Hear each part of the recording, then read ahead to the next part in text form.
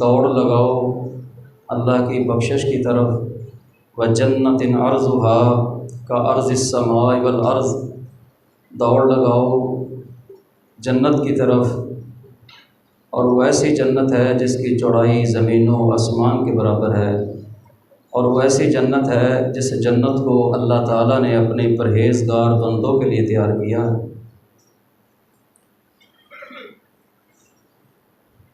اس دنیا میں سب سے افضل انبیاء کی جماعت ہے، اور تمام نبیوں میں سے افضل ہمارے نبی محمد الرسول اللہ صلی اللہ علیہ وسلم۔ اسی طرح جتنی بھی اللہ نے دنیا میں امتیں بھیجی ہیں، ان تمام امتوں سے بہتر نبی محمد صلی اللہ علیہ وسلم کی امت ہے۔ نبی علیہ الصلوۃ والسلام کا فرمان ہے کہ اے میرے صحابہ، ہم سب سے آخر میں دنیا میں آئے، سب سے آخر میں، لیکن سب سے پہلے ہم جنت میں جائیں گے۔ اللہ نبی علیہ الصلوۃ والسلام تشریف فرما تھے، اللہ کے نبی کے صحابہ بھی بیٹھے تھے۔ حضور نے فرمایا میرے صحابہ، کیا تم اس بات پر خوش نہیں ہو کہ ساری دنیا جو ہے وہ 3 حصے جنت میں جائے گی؟ جتنی بھی جنت ہے نا، 3 حصے اللہ تعالیٰ نے تمام دنیا کو دینے ہیں، اور 1/4 حصہ اللہ نے صرف میری امت کو دینا ہے۔ تو صحابہ کرام فرمانے لگے فکبر اللہ، اللہ اکبر کہا صحابہ کرام نے، کیوں نہیں یا رسول اللہ ہم خوش ہیں۔ حضور نے فرمایا میرے صحابہ، کیا تم خوش نہیں ہو کہ جتنی بھی اللہ نے جنت بنائی ہے اور جتنی امتیں آئی ہیں، ان ساری امتوں کو اللہ تعالیٰ جو ہے نا وہ تیسرا حصہ دے گا، اور 2 حصے، اور تیسرا جو ہے وہ میری امت کو اللہ تعالیٰ جنت عطا فرمائے گا۔ صحابہ فرمانے لگے کبر اللہ، اللہ اکبر، اللہ کی بڑائی بیان۔ پھر نبی علیہ السلام نے فرمایا اے میرے صحابہ خوش ہو جاؤ، یقین کر لو کہ جتنی بھی اللہ کی جنت ہے، اس جنت کا آدھا حصہ جو ہے وہ ساری امتوں کو ملے گا، اور آدھی جنت جو ہے اللہ تعالیٰ صرف میری امت محمد کو عطا کرے گی صلی اللہ علیہ وسلم۔ صحابہ کرام اس بات پر خوش ہو گئے۔ یہ وہ جنت ہے جس جنت کے بارے میں میرے محبوب پیغمبر نے فرمایا تھا کہ جب رمضان کا چاند نظر آ جاتا ہے نا، فتحت له ابواب السماء، اللہ تعالیٰ آسمانوں کے دروازے بھی اور اس جنت کے دروازے بھی کھول دیتا ہے۔ اور نبی علیہ السلام نے فرمایا جنت کو اللہ حکم دیتے ہیں زین لہ، کہ مزین ہو جا، حالانکہ جنت بڑی خوبصورت ہے، اور اللہ اسپیشل حکم دیتے ہیں کہ رمضان المبارک میں جنت اپنی خوبصورتی میں اضافہ کر لے، کہ میرے بندے محنتیں کرنے والے ہیں، میرے بندے روزے رکھنے والے ہیں، قیام کرنے والے ہیں، مجھ سے بخشش طلب کرنے والے ہیں، تیری جنت کا سوال کرنے والے ہیں، اور زیادہ خوبصورت ہوگا۔ حدیث میں آتا ہے کہ جنت پہلے سے بھی زیادہ خوبصورت ہو جاتی ہے۔ وَسَارِعُوا إِلَىٰ مَغْفِرَةٍ مِّن رَّبِّكُمْ وَجَنَّةٍ عَرْضُهَا كَعَرْضِ السَّمَاءِ وَالْأَرْضِ۔ اے اللہ کے بندو، اللہ رب العزت فرماتے ہیں کہ میری جنت کی طرف دوڑ لگا دو، جنت کی طرف بھاگ نکلو، اس جنت کو حاصل کرنے کے لیے دوڑ لگاؤ، کوشش کرو۔ اس جنت کو پانے کی صحابہ کرام کی فکر یہی ہوا کرتی تھی، اور سلف صالحین کی بھی یہی فکر ہوا کرتی تھی کہ ہم اس جنت کو حاصل کر لیں، کہ اس جنت کی چوڑائی اور لمبائی جو ہے وہ زمین و آسمان کے برابر ہے۔ اور میرے محبوب پیغمبر نے فرمایا وہ ایسی جنت ہے کہ اس میں ہر درخت جو ہے اس کی سونے کی جڑیں ہیں، اللہ اکبر، پھر محلات ہیں، پھر ہیرے موتی جوہرات سے ان محلات کو مزین کیا گیا ہے، اور پھر اس جنت میں اس قدر باغات ہیں اور اس قدر آرام اور سکون ہے۔ میرے محبوب پیغمبر نے فرمایا جو میرا امتی جنت میں چلا گیا، نہ وہ بوڑھا ہوگا، نہ وہ بیمار ہوگا، نہ وہ قضائے حاجت کے لیے جائے گا، جو بھی کھائے گا ہضم ہو جائے گا، اور جس کی طلب کرے گا وہی اس کے سامنے آ جائے گا۔ اس قدر اللہ نے اپنے بندوں پر کرم فرمایا ہے، اور اس جنت کے بارے میں حکم دیا ہے وَسَارِعُوا إِلَىٰ مَغْفِرَةٍ مِّن رَّبِّكُمْ، دوڑ لگاؤ اللہ کی بخشش کی طرف اور اس کی جنت کی طرف۔ اللہ اکبر۔ میرے محبوب پیغمبر نے فرمایا کہ جنت کی عورتوں میں سے ایک عورت اگر آسمان کے دروازے سے اللہ کی زمین پر جھانک لے، حضور نے فرمایا نہ سورج کی روشنی رہے گی نہ چاند کی رہے گی، صرف اس کی روشنی پوری زمین پر پھیل جائے گی۔ یہ اللہ نے اپنے بندوں کے لیے جنت تیار کی ہے۔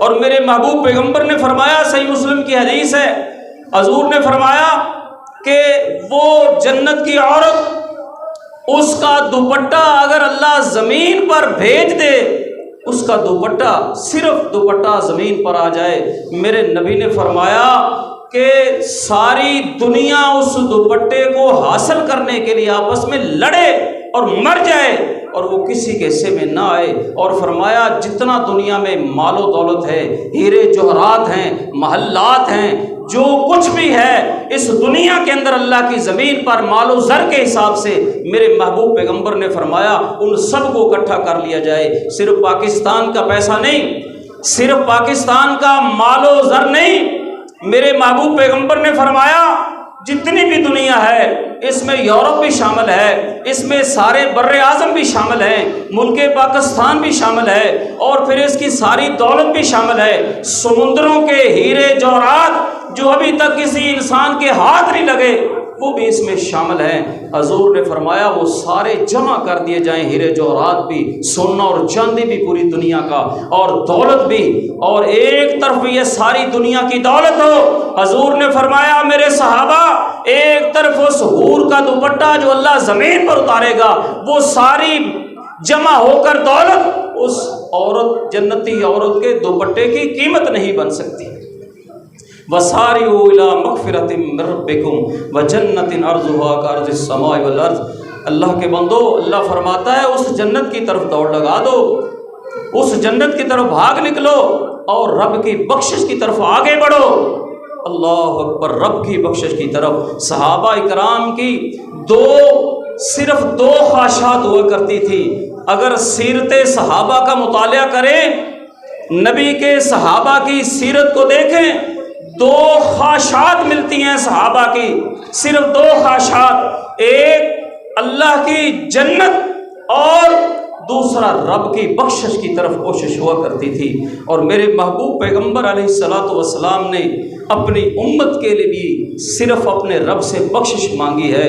میرے محبوب پیغمبر ایک رات کو کھڑے ہو گئے رب کے سامنے اور دعا کر رہے ہیں، اپنے اللہ سے دعا مانگ رہے ہیں، اپنے رب کے سامنے کھڑے ہیں کائنات کا سردار، اور آنکھوں سے آنسو جاری ہیں میرے محبوب پیغمبر کے، اور کہہ رہے ہیں ان تعذبہم فإنہم عبادک وإن تغفر لہم فإنک انت العزیز الحکیم۔ اے اللہ، اے میرے پروردگار، اگر تو عذاب دے گا تو تیرے بندے ہیں، وإن تغفر لہم، اے اللہ اگر تو معاف کر دے گا تو تیرے بندے ہیں، تجھے پوچھنے والا کوئی نہیں۔ وَإِن تَغْفِرْ لَهُمْ فَإِنَّكَ أَنْتَ الْعَزِيزُ الْحَكِيمُ، اللہ تو بڑی غالب حکمت والا ہے، اگر تو اپنے بندوں کو بخش دے۔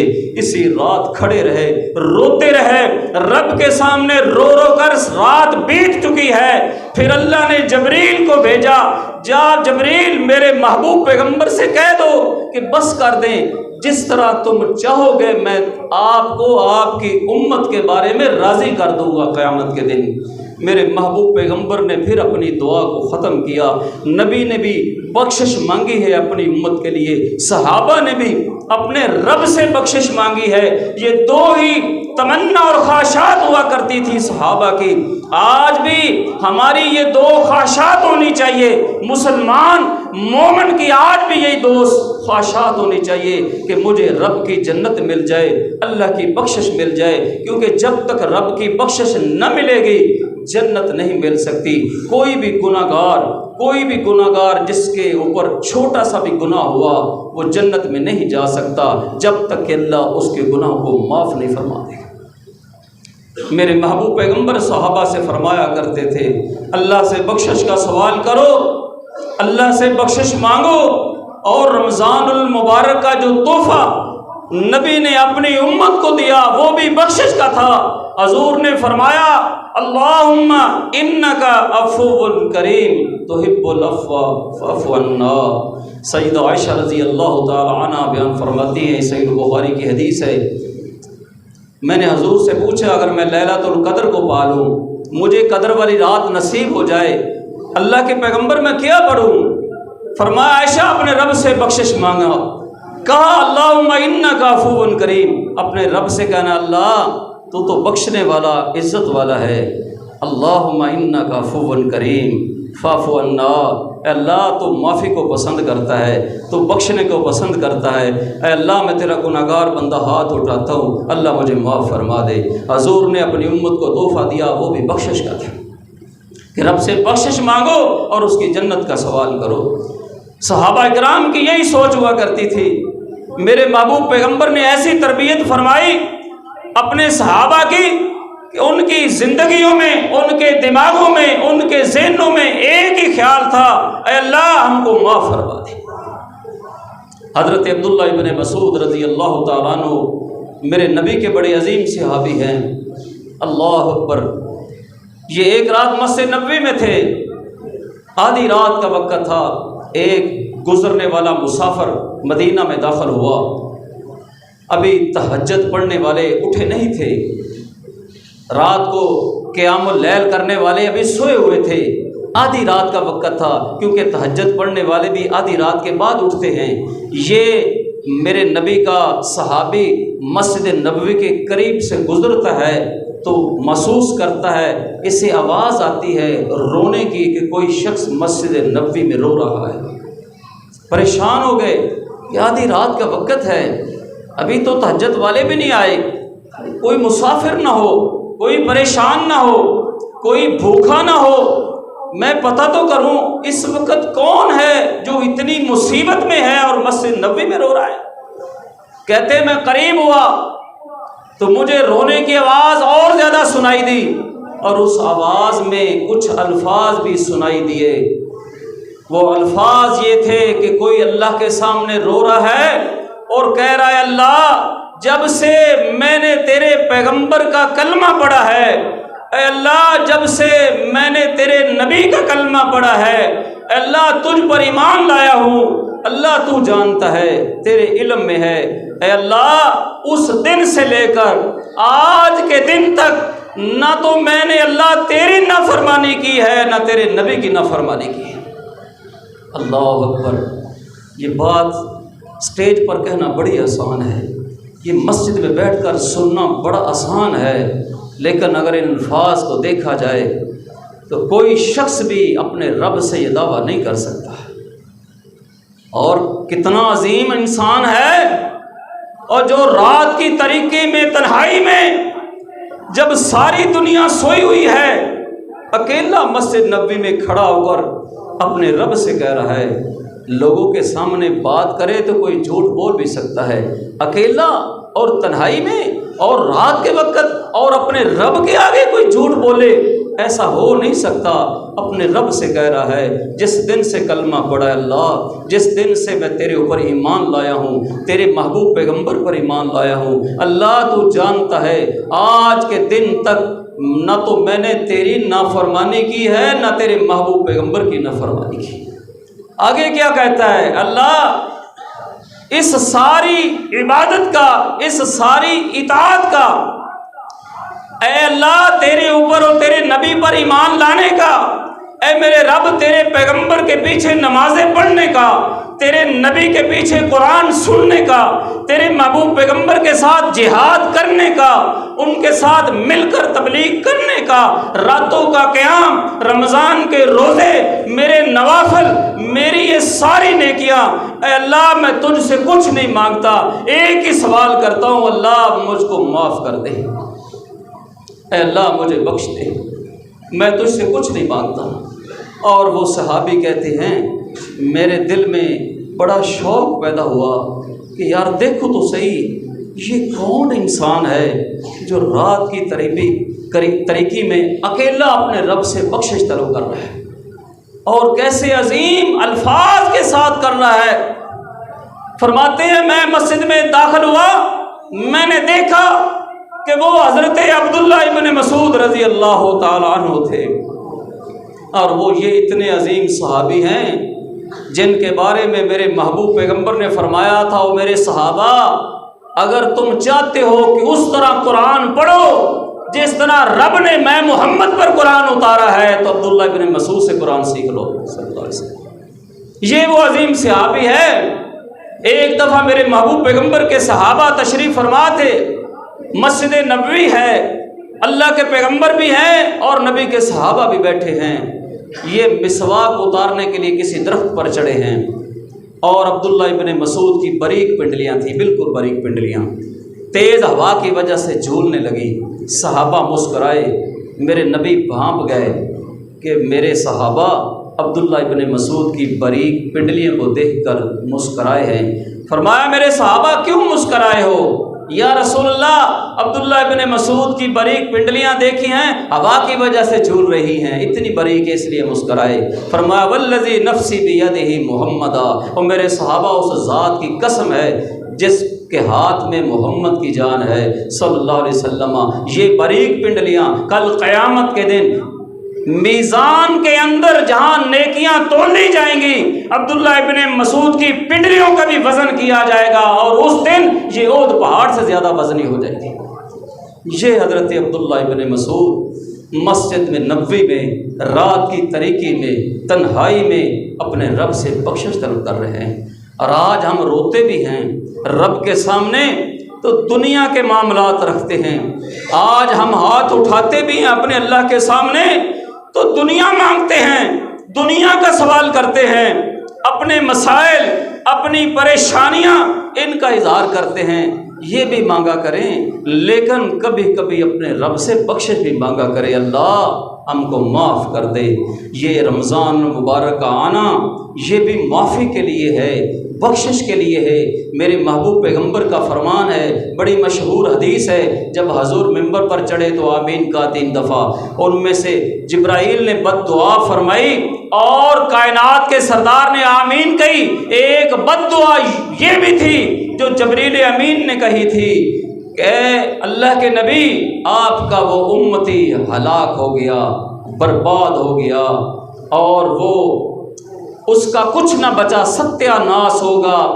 اے اللہ کے نبی تیری امتی کا ستیہ ناس ہو گیا، اس آدمی کا جس کی زندگی میں رمضان آ گیا اور اپنے گناہوں کی معافی نہ مانگ سکا، وہ برباد ہو گیا۔ اللہ کے محبوب پیغمبر خاموش رہے۔ جبرائیل نے فرمایا اللہ کے نبی آمین کہو، اللہ کا حکم ہے۔ پھر حضور نے آمین کہی کہ ہاں واقعی میرا امتی پھر وہ برباد ہو جائے گا، ہلاک ہو جائے گا جس کی زندگی میں رمضان آیا اور اپنے گناہوں کو معاف نہ کرا سکا۔ صحابہ اکرام کی سوچ یہی ہوا کرتی تھی، صحابہ اکرام اسی پر اپنا سارا خیال رکھتے تھے، اللہ ہم کو معاف کر دے، اے اللہ ہمیں اپنی جنت کا وارث بنا دے۔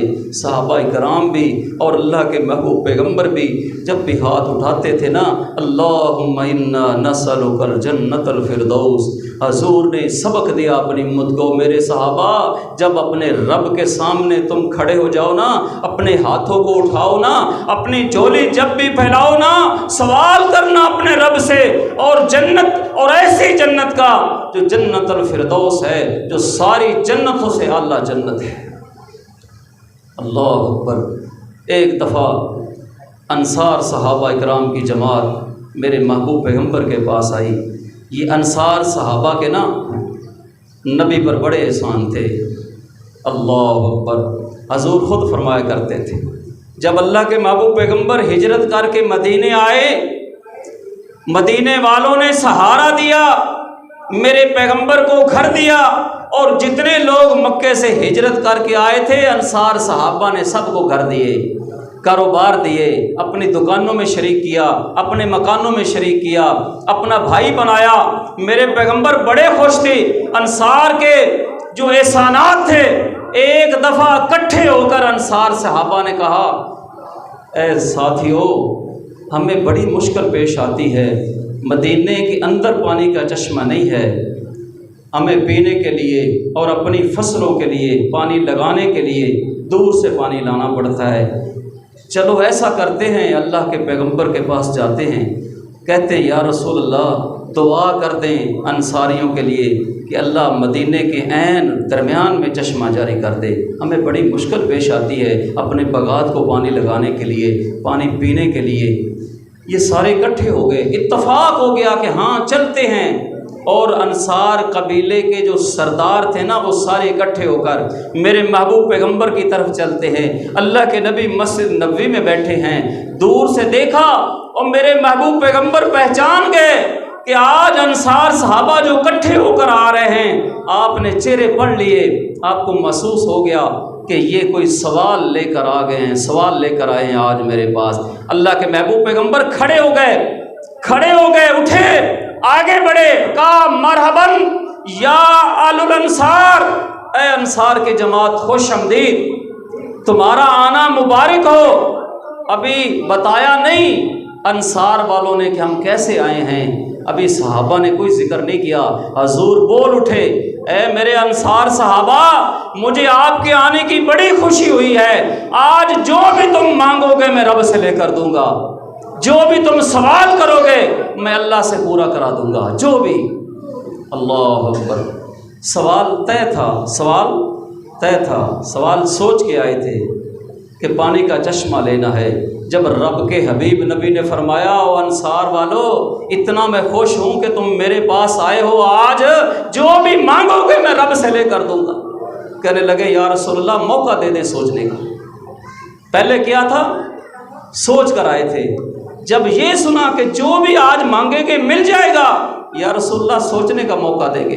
ہاں انصار صحابہ سوچ لو، ایک سائیڈ پہ ہو گئے، آپس میں کہنے لگے چھوڑو یار، زندگی تو پہلے بھی گزر چکی ہے، کوئی مشکل سے گزر رہی ہے، چلو پانی مل تو جاتا ہے نا، مشکل سے ملتا ہے، زندگی گزر جائے گی، چھوڑو چشمے کو، اللہ کے پیغمبر سے کہو دعا کر دے اللہ ہم کو معاف فرما دے۔ پھر آ گئے، یا رسول اللہ سوچ لیا، فرمایا میرے محبوب پیغمبر نے میرے انصار صحابہ کیا سوچا ہے؟ یا رسول اللہ سوچا ہے دعا کر دے اللہ ہم کو معاف کر دے، اللہ سے ہماری بخشش کا سوال کر دیں، اللہ سے ہماری معافی کا سوال کر دے، اللہ ہم کو معاف کر دے، ہمیں کچھ نہیں چاہیے۔ اور میرے محبوب پیغمبر نے نبوت والے ہاتھوں کو اٹھایا، اپنے رب کے سامنے اسی وقت اٹھا لیا اور دعا فرمانے لگے، اللہم اغفر للانصار، اللہم اغفر للانصار وآباء الانصار وآباء ابناء الانصار، اے میرے اللہ انصار کو معاف کر دے، اے میرے اللہ انصار کی اولادوں کو معاف کر دے، اے اللہ انصار کے پوتوں کو معاف کر دے۔ میرے محبوب پیغمبر سوال کر رہے ہیں اپنے رب سے، اور جب اتنا کہا کہ ہماری بخشش بھی ہوگی، ہماری اولادوں کی بخشش بھی ہو گئی، ہمارے پوتوں کی بخشش بھی ہوگی، کیونکہ کائنات کے امام نے ہاتھ اٹھائے تھے اپنی مرضی سے نہیں، اپنے رب کی مرضی سے اٹھائے تھے۔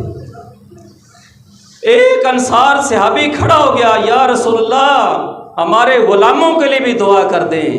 اللہ اکبر، ہمارے غلاموں کے لیے، اللہ کے نبی آپ نے ہمارے لیے بھی دعا کی، ہماری اولادوں کے لیے بھی کر دی، ہمارے پوتوں کے لیے بھی کر دی، اے اللہ ہمارے غلاموں کے لیے بھی، اے اللہ کے نبی ہمارے غلاموں کے لیے بھی دعا کر دے، اللہ ان کو بھی معاف کر دے۔ میرے پیغمبر نے دوبارہ ہاتھ اٹھائے اور اپنے رب سے فرمایا، اللہ انصار کے غلاموں کو بھی معاف فرما دے۔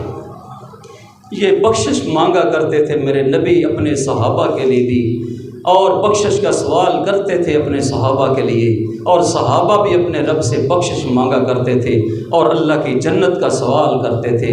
اور میرے بھائیوں، رمضان المبارک کا فائدہ تو تب ہوگا جب ہمارے نام بھی بخشش والوں میں لکھ دیے جائیں گے، جب ہمیں بھی جنت کا وعدہ مل جائے گا، کیونکہ یہ ایسا عظیم مہینہ تھا جو آج رخصت ہو رہا ہے۔ میرے محبوب پیغمبر نے فرمایا یہ رمضان المبارک کا مہینہ جو ہے نا، دو قسم کے لوگ ہوتے ہیں، جن کے لیے رحمت بن کر آتا ہے اور کچھ لوگوں کے لیے زحمت بن جاتا ہے، وہ سوچتے ہیں کب ختم ہوگا۔ میرے نبی نے فرمایا کہ ان کے دلوں میں ایمان نہیں ہوگا جن کو رمضان تکلیف دیتا ہے۔